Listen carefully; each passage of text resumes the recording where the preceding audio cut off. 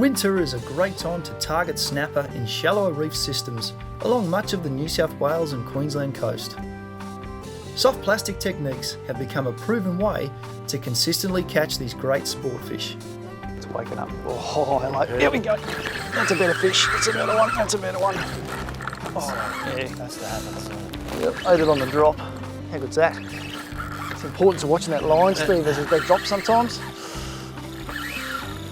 Been a tough bite lately too. We're fishing on the full moon in the daytime, which can mean tough fishing for reef fish sometimes. And that sometimes means you've got to be a little bit sly. Like I've gone down to a 14-pound leader, pulled out the light outfit, downsized my jig head weight and my plastic to see if I can get one of these slightly shy fish to open its mouth, and it's worked. It's not massive, but it's been quiet up to now, Stevie. It has been. For a couple of hours we had a little bit of action early and then it went dead. And then quiet. Which we expected, actually. We're fishing one of your favourite spots. That's just it. off Kingscliff on the north New South Wales coast. Yep. This coastline's known well for its shallow reef systems. It starts from around here and heads right down to Coffs. Yeah, Coffs got some great. There's just noodles of the shallow reef stuff, home to plenty of good fish. Some of it just doesn't get touched too, so this looks like a nice fish. Water's really clear today, so. It's clear. I'm fishing a pretty light drag at the moment because I'm fishing a light line class, which is why, for not an overly huge fish, there's a lot of drag noise at the moment. In case you're wondering why I'm fishing such a sooky drag at the moment, that's why. Nice fish. Yeah, nice little squire. Yeah, you do the honours, it's only 15 pounds, Stevie, so you might have to just comfort lift him for me. Comfort lift a little snapper. That's it. I'll show you this jig head in a minute, but it shows you what a good set of chompers these guys have got on them. He's really worked that jig head over. That fish, we're in about 18 metres of water, fishing up onto some 8 to 10 metre water, reef. And this fish is eaten at mid-water, and it's the importance of sometimes using your braided lines and watching them as they sink. Like I actually picked up that bite, I picked up that something had given that a bit of a whack because my line started behaving differently, and then I watched it and it suddenly picked up across the water a little bit quicker than it would if it was just normally sinking under jig head weight. So I knew something had eaten it. I then just lifted up rod weight, and there's the result. He's no beast. He's very nice, yeah, sort of 1.5 to 2 kilos, yeah. A lovely eating size fish. I'm a big fan of letting those bigger bumpy headed ones go. I find them a little bit dry, but when it comes to eating class, I love snapper or squire this size. That's probably the best size all around. Lovely you get a really size. Good feed out of it, and you know the quality of the flesh is really good. Absolute suckers for plastics. We're fishing soft plastics across these reefs at the moment.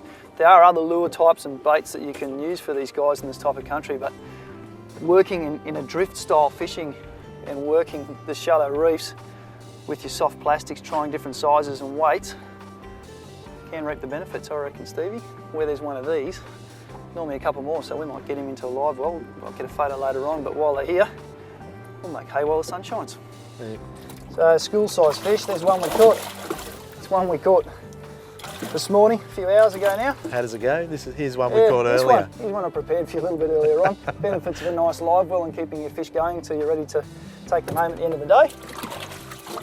That squire coming off that shallow reef fell for a nice little 5-inch Gulp soft plastic. It's one of the Berkeley products. Very nice natural colour. It's another thing, with the fish being a little bit shy, I've opted for a nice natural colour. I don't want to freak them out too much. And it's gone with a 3/8 ounce jig head in a hook size that really matches that bait. I can hear Stevie's drag going on the background. Hopefully he's getting a bite, so I'm going to get up there and join him and hopefully get another one in this well before too long. Not that big. Yeah, might wake up yet. Yeah. Stumping a bit. Stumping a bit, but it's not. There's a bit of weight there. There he is. Like one of those little panties. The squire? Don't know. Grabbed it mid-water. Oh, that's a good indication. Yeah. Pinkish? No. A little like an amberjack. Oh, yeah. That's a lovely fish. Another species that you get here, just anything can happen here. I think that's a juvenile. Well, AJ. Yeah. These things are great out in the deep water off here. They come in the shallows to eat and in their juvenile stages. We'll get him back and we'll see him when he's a little bit bigger and uglier and meaner. Get something a lot bigger. Well done, mate. No worries, it's a You start. can catch him a little bit bigger if you want next time. Yeah, I'll give that a go. To make this style of fishing nice and easy, we're fishing lightweight spin rods. That 4 to 8, 6 to 10 kilo style range. They're about 6'10". I think Stevie's using a 7-foot rod. Really nice and light. You can cast them all day and not get tired. We're fishing reels around that 2500 to 3500 size, fully loaded with 10 to 15 pound braided line, and we're finishing that off with 2 meters of fluorocarbon leader. The braided line is a really fine diameter for the point at which it will actually break, and what that means is it allows us to throw really long casts in this country, and also with the minimal stretch in this line we can feel everything that's going on at that jig end.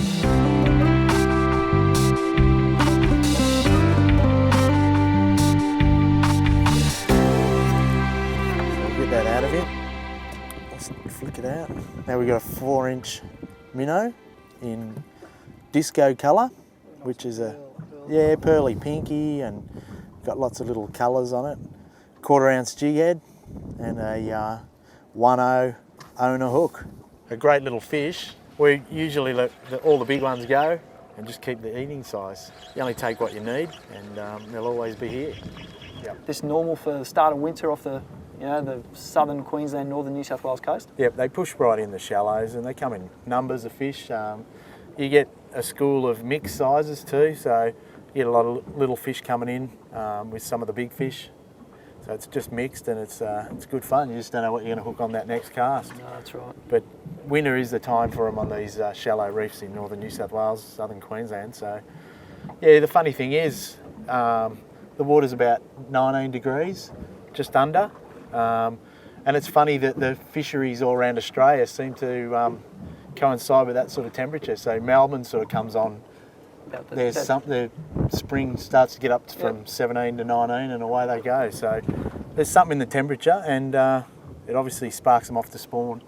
The beauty of using a sounder with an inbuilt GPS tracking device means that we can repeat what we've been doing successfully. We know we're fishing across certain shallow patches of reef, and we're hooking fish over a certain part of that. By having our tracks visibly in front of us all the time, we can keep going back and repeating that exact same drift. Very important when you're fishing for school fish that are holding to a certain patch of ground. It means we can stay in amongst them. Oh, there we go. Yep, on the drop again, Stevie. Yeah. Here he goes, here he goes. Is that a fish too? Yeah, I'm not sure actually. Tighten up a bit on him. No, it's not that big, we're just drifting towards him, I think. On the drop. I love a slowly sinking plastic certain times. If the snapper are feeding in those mid-water ranges, the worst thing you can do is plummet a lure through them. You've really got to get it going through them slowly.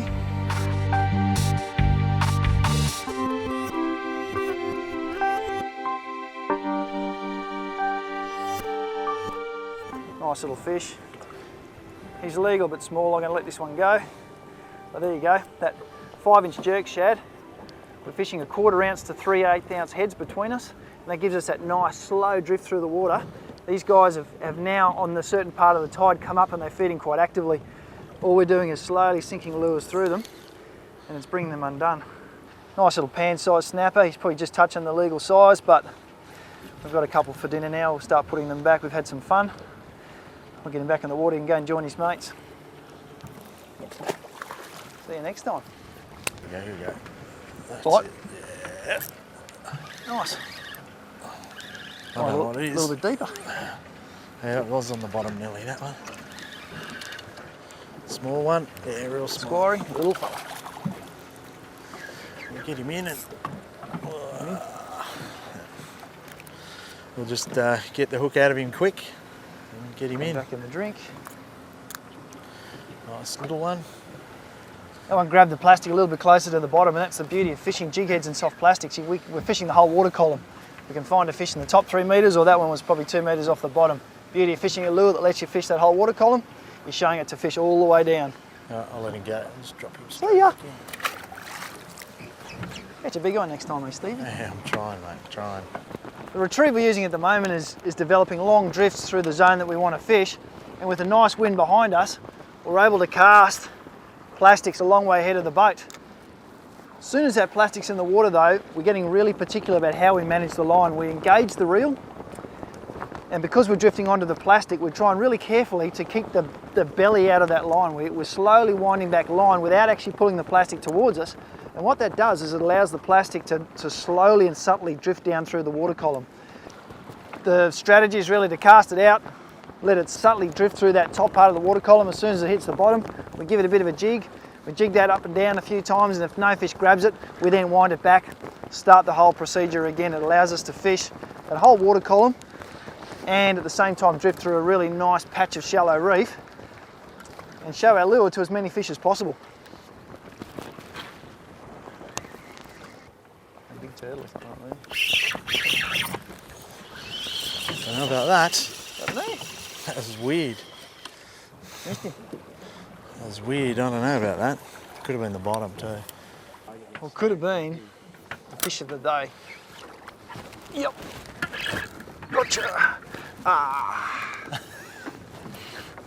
Come on, mate.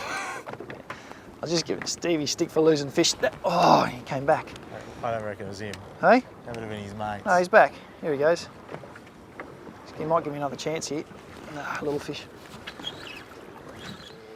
Time for a new plastic. Let's have a look into the bag of tricks.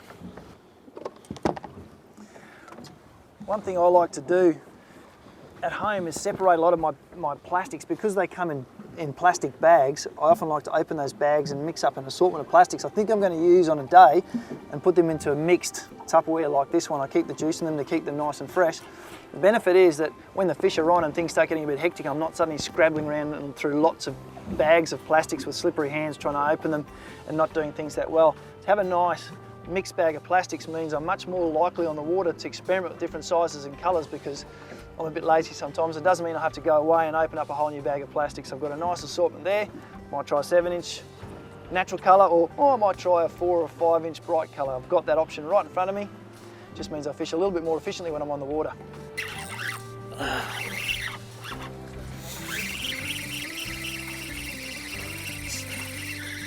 Swimming with us. Yeah, it's just doing the... There it goes.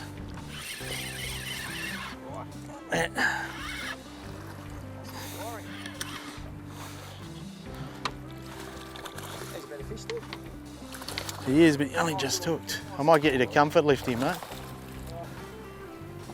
He's not going to let you do it, is he? I'll let him go for you, Steve. Yeah, all right. That's all right. Saves me doing it.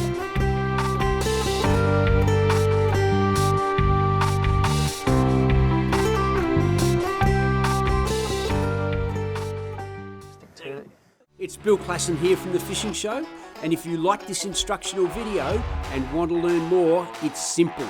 Go to fishingshowtv.com.au and see a whole host of additional videos.